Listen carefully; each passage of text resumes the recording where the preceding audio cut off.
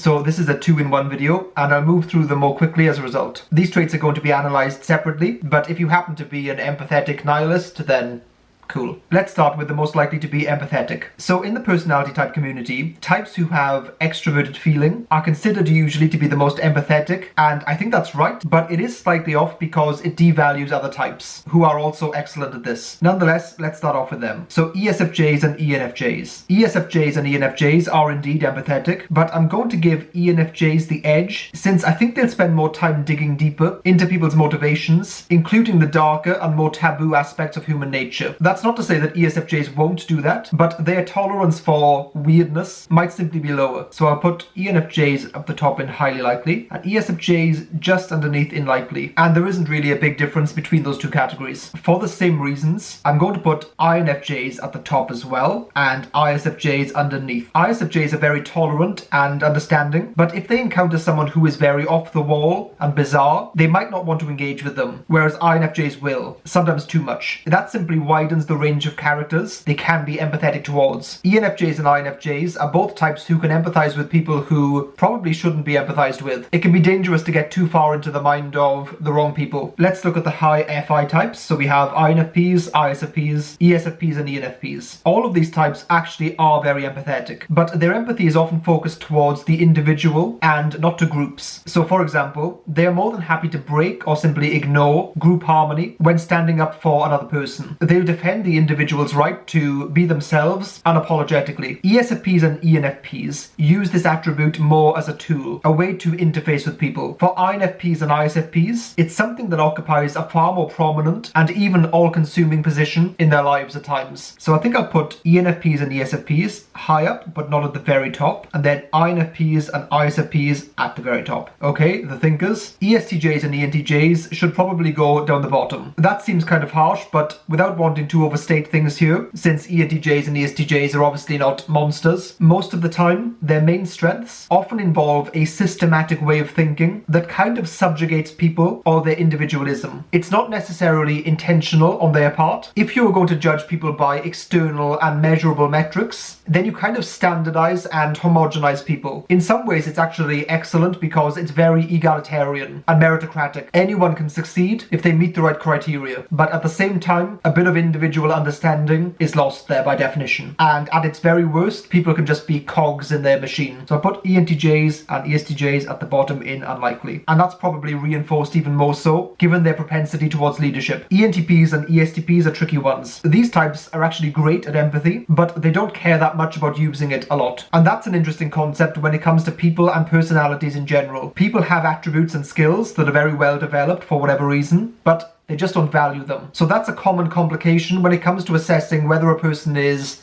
good at something. Do you judge someone as good at something because of their potential capability to use it, or the extent to which they actually use it? I'm going to put them both in possible, which could also be called sometimes. They can both read people extremely well, but how they act upon that can very much change depending on their mood. So these remaining 4 types all have certain kinds of feeling functions low down in various ways. Both ISTPs and INTPs can spend a fair amount of time worrying about other people, their reactions, avoiding arguments and bad feeling, but they're not great at actually navigating those things, especially if someone says something stupid or annoying, which for ISTPs and INTPs occurs anytime someone else is speaking. I think both of these types are decently empathetic, but they can just struggle to translate that into how they interact with people at times. I don't think they belong at the bottom, so I'll put them both in possible. With ISTJs, and this might be biased by my own experience, but people who I think are that type do seem to be very stoic often. They have a certain stern detachment, even when they're being warm. They're very strong and stable, but not the most empathetic naturally. They're quite underrated in their toughness, actually. They have a tendency towards doing what they deem to be right or think should be done, regardless of how they or other people feel about it. I think I'm going to put them down the bottom in unlikely. INTJs get a little bit of a bad rap when it comes to lacking empathy. Hopefully I've said this enough, but they have the capacity to be very insightful about human psychology and, perhaps after you get to know them better, can be very warm, caring and generous. So to both honour that, whilst also honouring the fact that they can indeed be kind of terrible too, I'll put them in possible.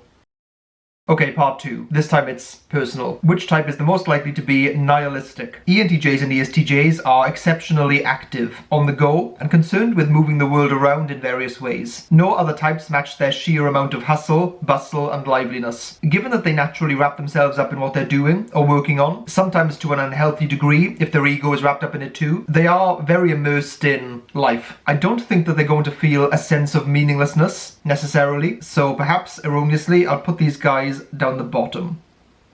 ISTPs. So I've noticed that ISTPs have a strong leaning towards nihilism. Why is this? Who knows? Even in fiction, ISTPs will be the cold-blooded, misanthropic guns for hire, or sellswords, concerned with the pragmatic bottom line, and often nothing else. That's an extreme characterization, of course, but even real-life ISTPs, in my experience, have a very strong nihilistic streak. Based on purely anecdotal evidence, and partially the archetype too, I'm going to put them in highly likely. ISFPs and INFPs tend to believe strongly in things, whatever they might be. Although seeing the nuance and subtleties of opposing views is something they can easily and readily do, they still tend to stand firmly on whichever particular side they resonate with and believe is right or true. To be constantly operating in that state, I think results in them finding a great deal of meaning in life. INFPs will even find a way of constructing meaning via their fantasy worlds if real life isn't supplying enough of it. Both of these types might see life as painful and unfair, but lacking in meaning, not so much. So I put them both in unlikely. ENTPs I would put firmly in the absurdist category of nihilism. Life is ridiculous, chaotic, unpredictable, and they're going to match it pound for pound. Their ability to see possibilities, alternatives, obscure and unorthodox perspectives means that they're very disinclined to take much in life seriously, least of all themselves. Existence is a stupid adventure to them. I'm going to put them in highly likely. INTJs and ENFPs, types that I rarely group together since they're usually quite different. Both of these types can readily be optimistic nihilists in my view. Probably INTJs more so, but it's prominent for ENFPs as well. Both of these types question things relentlessly in different ways. They see the stupidity of society and humanity and all the ways things are done wrong and unethically. They're both intuitive dominant types, meaning they are cerebral and philosophically questioning, searching for meaning and reason, and by virtue of the fact that they're very individualistic, fiercely so, will often conclude that you have to create your own meaning in life. I'll put them both in highly likely because ENFPs have some absurdist tendencies as well. ESFPs and ESTPs. If they were to be nihilistic, they would probably arrive there through some kind of reductionist mindset, rejecting this abstract notion of meaning and instead leaning into the tangible, concrete and sensual realities. This is possible for them, but at the same time, I'm not sure they're ever going to slow down that much to think about it, so I'll put them both in possible. ISTJs and ISFJs might be the most likely to see life as inherently meaningful, having a sense of purpose just by default. Of course, anyone can feel lost in life, lacking in direction, but it seems like both of these types are well calibrated to find it eventually, whereas other types are more likely to constantly struggle with it, even if they have everything they want. I don't see either of these types being drawn to nihilism as a philosophy, so I'll put them both down the bottom. ENFJs and ESFJs are also pretty unlikely to be nihilistic in my view. People who are prone to nihilism might also have issues with people in some sense, either because they dislike them, don't feel especially attached to them, or find them to be irredeemable even. Of course, both of these types can have issues with people, but are they ever going to feel detached, not beholden, or connected to others? Probably not. This is a big group, but I'll put them also down the bottom.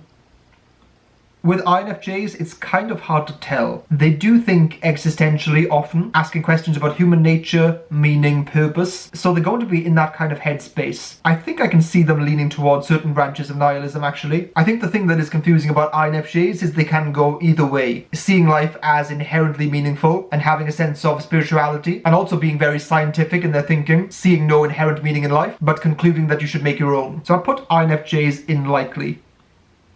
I think that intuitive dominant types will always, at the very least, consider nihilism in some form. Even if they are not sure exactly what the name for it is, they'll have these kinds of feelings. Okay, INTPs. INTPs have a very reductionist streak in them as well. Despite being very intuitive and abstract types, they tend to pick things apart until they've figured out the essential elements, and notions like meaning tend not to be in those essential elements. So I guess at their worst, they would be pessimistic nihilists, and at their best, optimistic ones. I'll put them also in likely.